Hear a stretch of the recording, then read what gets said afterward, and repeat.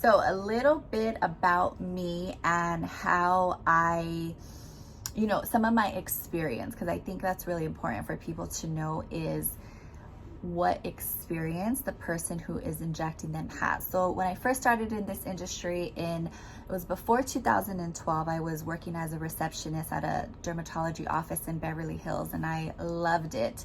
And then in 2012, I graduated nursing school and got my certification and really just went full force in the injectable industry. When I first started, I was like, I want to be a celebrity injector. I want to work in Beverly Hills and in the beautiful offices, and I want to know all of the hotshot doctors and the injectors, and that's where I wanted to be. And I started there, and I really loved it. There were some things that I loved about it and some things that I didn't. Worked with celebrities, have injected celebrities, still do every now and then. It's super fun, but I love injecting everybody. So I've had experience in that area. And from there, I just kind of started networking and just getting referred to other offices by doctors or friends of friends. I've done offices in Laguna Niguel, Long Beach, downtown LA, Los Angeles, Orange County, Malibu. I've kind of have a vast majority of working with different ethnicities, people from different backgrounds, working with various types of lasers, various types of fillers, and I love it. It's been super fun. But so yeah, since I started in 2012, and it's been so amazing, and I love working with people. I love to hear the story behind why somebody is coming in.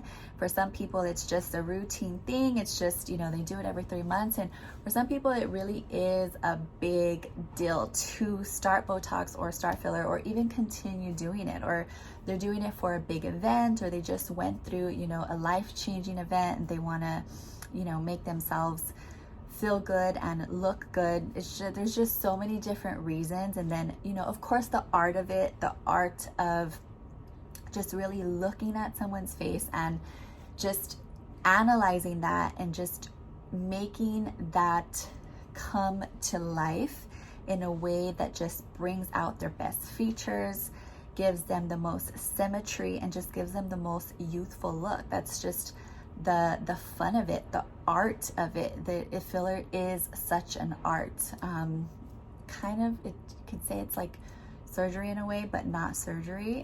Or you can refer to it as, a regular art painting. There's just so many different ways to look at it. But I love it, and I just kind of wanted to share that I've worked. I always say that I've kind of worked a little bit of everywhere in California, hoping to expand that out a little bit more this year. So that's some of my injecting history.